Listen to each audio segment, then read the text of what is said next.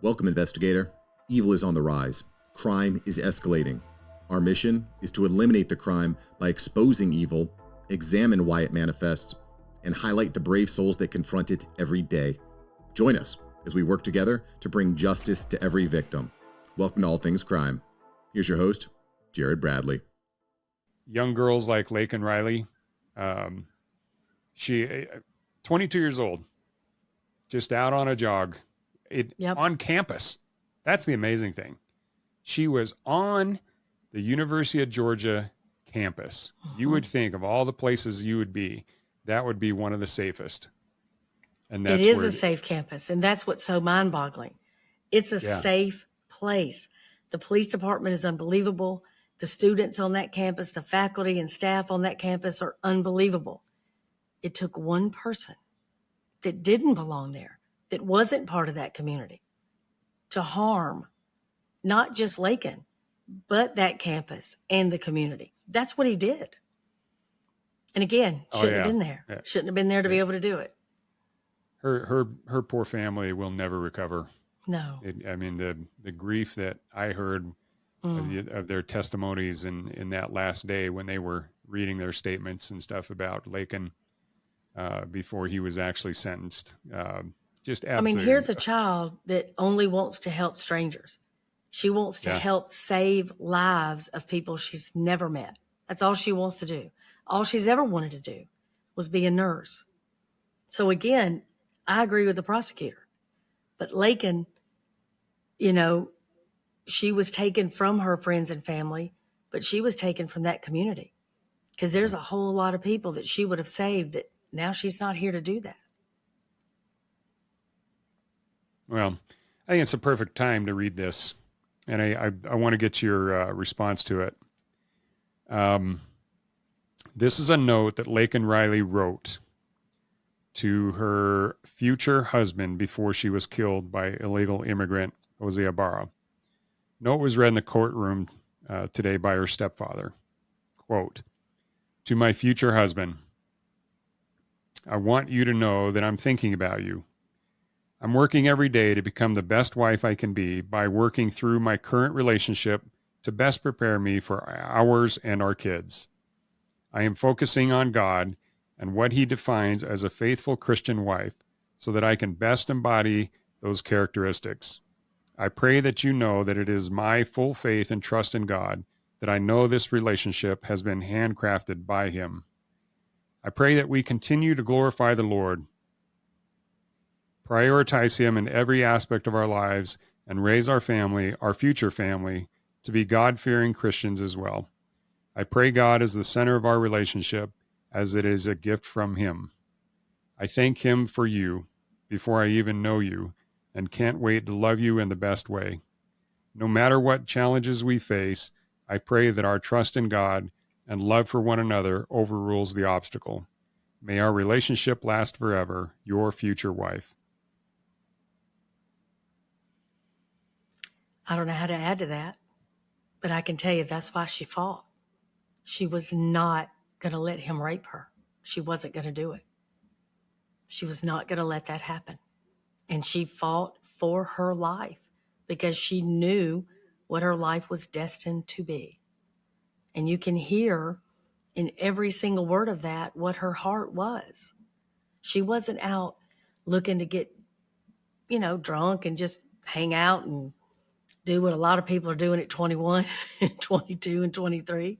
She was literally setting herself up to be a wife and mother. There's a video that her friend Conley took where Conley's introducing her future children to their aunt Laken. That's what they were thinking about. That's what they were wanting to happen. And let me be really clear. There's nothing wrong with, going to a University of Georgia football game, having a little too much drink, celebrate with your sorority and fraternity. I'm not saying that. I'm saying where she was in her life was so different than that. She was doing nothing wrong. She was hurting nobody. She was trying to stay in shape because she was a runner in high school and she loved it. And she was practicing for a half marathon. And This monster decided to wait in the woods for whoever.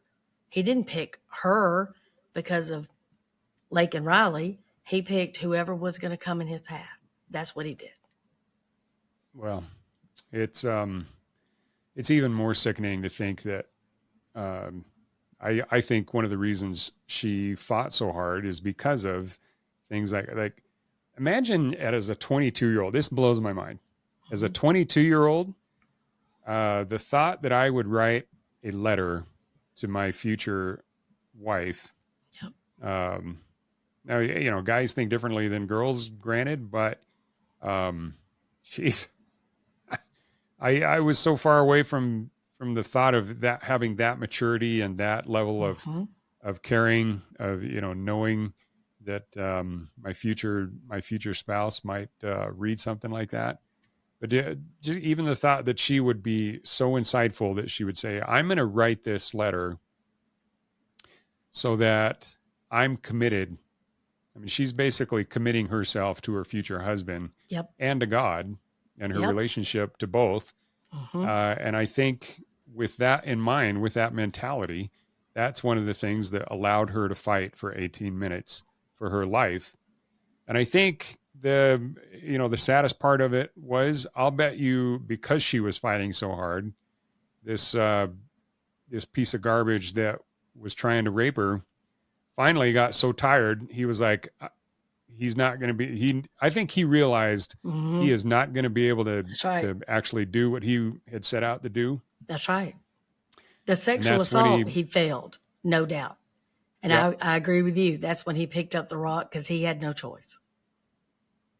Because she was going to win. She was going to win that fight if he didn't have a weapon. Yeah. So describe exactly where they found her. So you go on this trail and you go, like, I'll just say from the parking area where the intramural field is, where the band practices, you go down this path for a good distance, and then you turn this corner toward the left, and there's like a drainage area on the left, and there's a small pond on the right, and it's pretty small, and you go on around, then off to the right is where he pulled her into the trees. And where her earbud was found, I think that came out of her ear, because I think that's when he attacked her from the back, either hit her or pushed her down. And I think that's when the fight started. Yeah. Well, I tell everybody I talk to, you know what, if you're running with earbuds or, you know, the big headphones where you can't hear anything but the music you're listening to, you are putting yourself in an incredible amount of danger. I mean, I was talking with Tom Myers actually about the Rachel Morin case up in Maryland. And I think she had headphones on too. And it just makes it so easy for some guy to just sprint up behind you and, you know, hit you from behind. Sure. It's but dangerous. I want to talk about that a little bit too, because to me, these predators that attack this way, they're punks. And I want to be very clear. They don't attack men. They don't attack women that have a weapon or have face-to-face, like, I know you're fixing to come at me, so I can get ready a little bit. They find the softest target they can. A woman alone in the shower that lives by herself, no dog, no ring camera. That's what he looked for. He didn't go to a house in the city. He didn't go somewhere where somebody might have a firearm. He went after somebody that had nothing. And the earbud was just one extra level that maybe she couldn't hear him to even turn around to see what was happening. But this is a weak, pathetic person. And I just want to be clear on that. And I also want to say another thing about this gang. Where were they? So all you future gang members that think, oh, this is my family, these are my boys, you know, we're tight, it's us against the police and whatever. Not nary a one in that courtroom. His own brothers didn't show up. His wife didn't show up. Not one person was there for this killer. So again, people can tell me, yeah, but you know, gangs, they work differently. They have that loyalty. No, they do not. They don't. Either they got nobody or they're the first ones that are going to give it up and be a snitch. Straight up fact. Straight up. So they're weak to start with. Then they're even weaker when it counts. And if you notice in the video, he's got that styrofoam cup at 7 whatever in the morning. He's already drinking. And this is another thing that people sometimes misconstrue. So I want to be clear on this too. He did not do this because he was drinking. He was drinking so he could do it. Just like family violence. People say, oh, he's a good man when he ain't drinking. Problem is, he's always drinking. And that's the only time he's big and bad. Because when we all show up, he don't fight nobody. How come? Because he's a punk. There's a lot of female cops. You don't ever see them get... That's what I'm saying. That's what attacked. I'm saying. And let's talk about Jose Ibarra. One of the pictures that I love the most, they're taking all the injuries of him, and he's got his lip pulled down. She busted him dead in the mouth. Yes, she did. His lip is tore up on the inside of his teeth. So good for you, Laken. Good for you. You scratched him on his throat, on his neck, between his shoulder blades, on his back, on his elbow, on his wrist. She got him for 18 minutes. She whooped his behind. Oh, she was a little fireball. And freaking warrior. Unbelievable. Yeah. But again, there's a lot of heroes in this thing. And I want to start, I don't want to forget to mention, so I want to start with her roommates. And this also speaks to Laken Riley, but she was so dependable and they could rely on her. And if she said she was going to be somewhere, that's where she was. And when she did not show back up after that run in a legitimate amount of time, they called the police. Now, there's a whole lot of college roommates that might not even know whether or not you came home of an all-night party.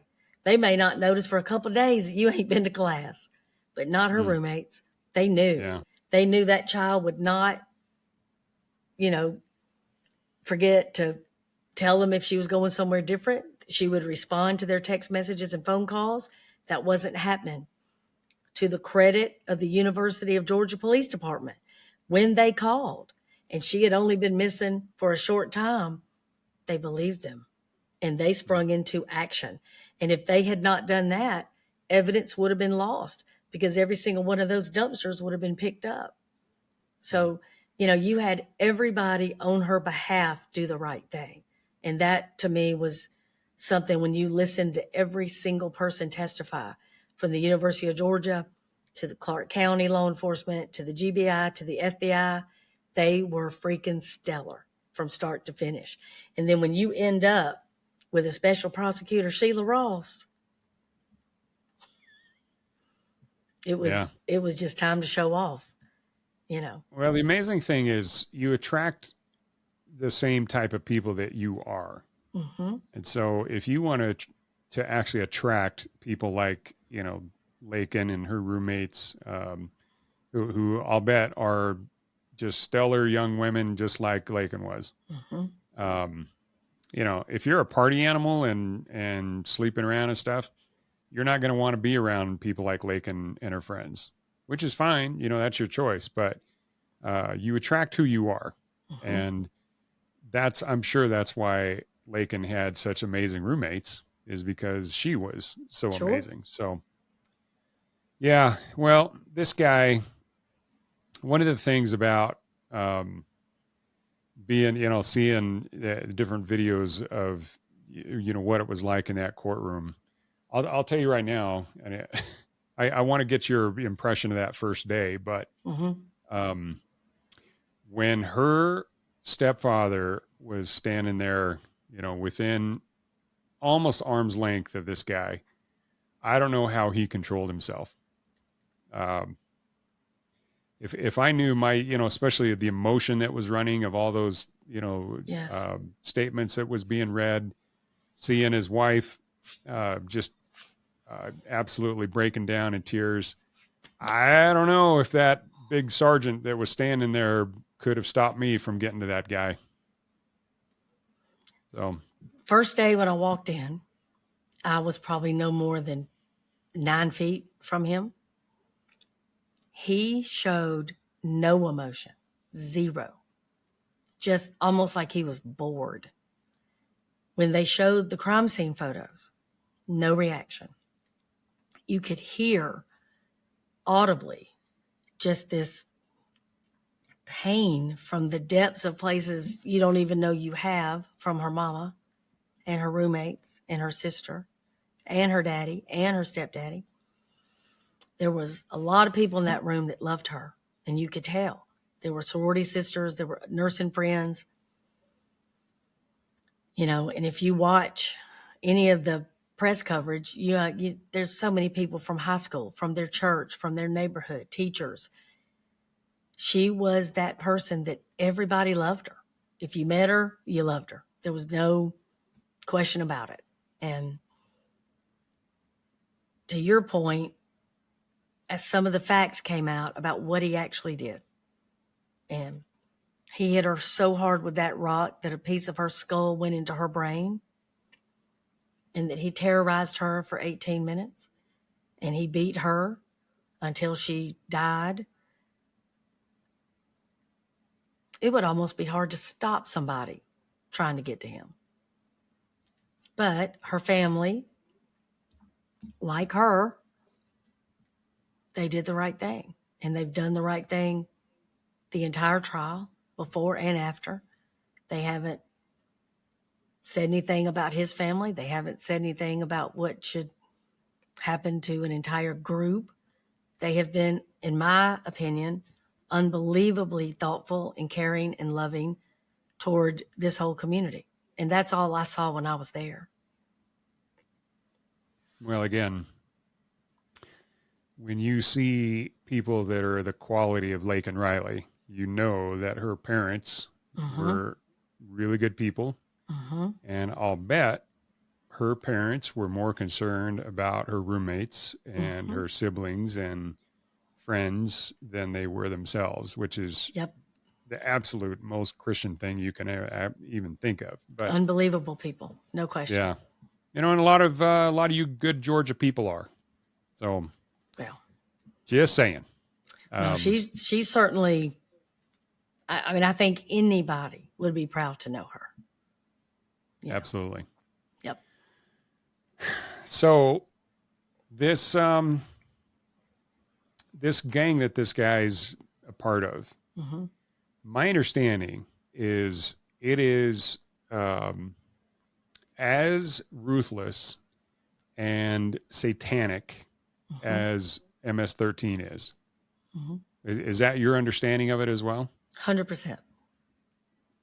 They want carnage. They want violence. They want death. They want to rule. They want everybody to fear them, because without fear, they don't have any real power. And so they want to come here. They want to be together. They want to. So what is what is your impression? So there's some serious enablers in this country that are allowing all of this to happen. And I saw a headline on MSNBC that actually said,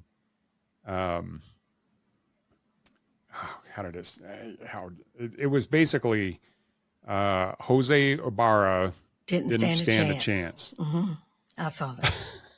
I responded. Can I respond here? I did. Here's my response. Can you repeat what you responded? I can. Yes.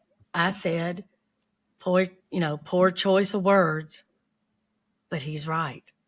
And here's the reason he's right. Jose Ibarra didn't count on Laken's roommates. He didn't count on the University of Georgia. He didn't count on Clark County. He didn't count on the GBI, and he didn't count on the FBI.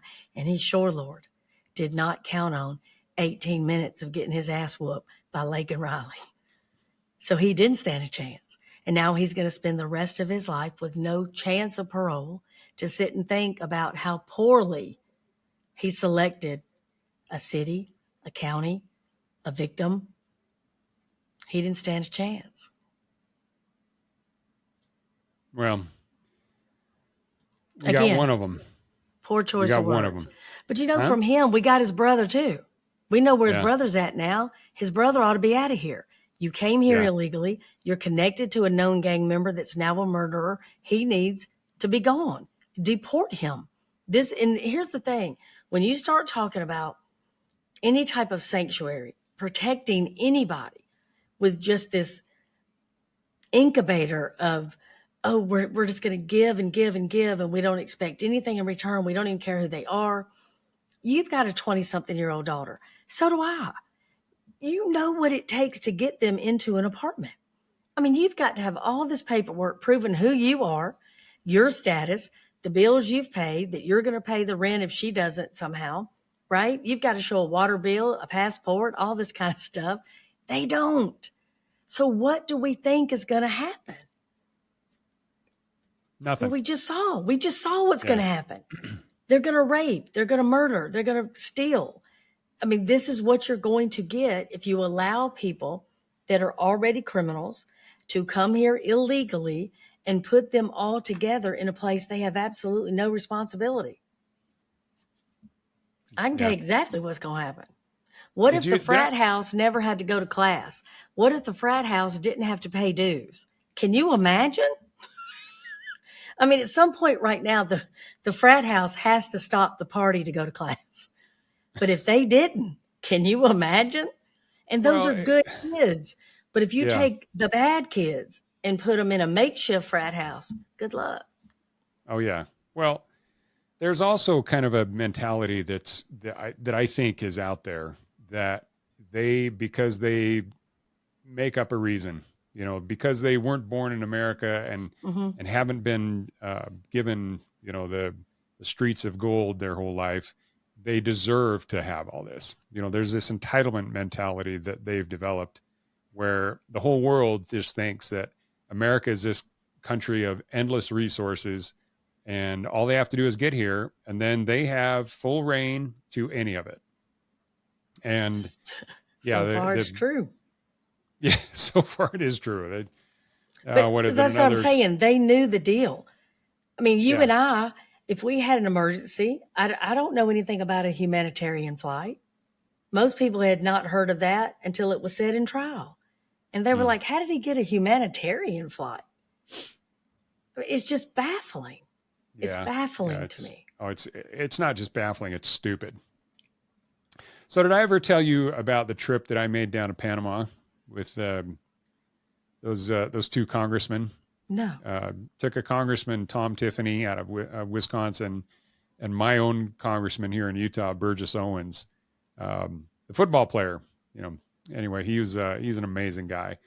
So this is back in 2021, when this really first started, and they had been to the border. They saw how bad it was at the border, but they had heard that everything kind of starts at the Darien Gap down in Panama. And so they thought it would be amazing to actually see it.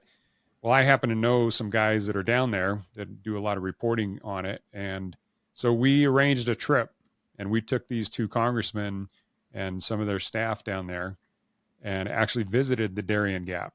So the reason I bring this up is all about this attitude that we're talking about here. So we get down to Panama, we drive about 4 hours south. So we're way down at the very bottom. And then we took a 3-hour boat ride up this river to this little village of about 450 people called Baja Chiquito. Now, Baja Chiquito is the first semblance of any kind of a civilization once you come out of the jungle, which is considered the Darien Gap. And the Darien Gap is kind of the shortest area where you can cross from Colombia into Panama.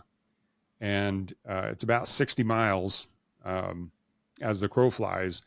But it's a dangerous, it's been called for multiple reasons the most dangerous stretch of jungle in the world. And it's because not just the jungle itself will kill you, but there's also all sorts of, drug traffickers and sex traffickers. Mm-hmm. It's a horrible place. Okay. Imagine being in a village where they have no running water. They have no electricity. The only electricity is provided by generators, and they have to bring the gas for those generators on these little boats 3 hours up a river in order to get there. Okay. So they're typically farmers, you know, just making a living off of, you know, the you know, growing bananas and things like that. Okay. These people have basically nothing. Some of these immigrants that we saw coming out of the jungle, they get there, and we actually heard a conversation where there were some of them, a group of them, and I'm not exactly sure where they were from, but speaking Spanish, they were complaining to the village mayor about their living conditions. Thanks for joining us.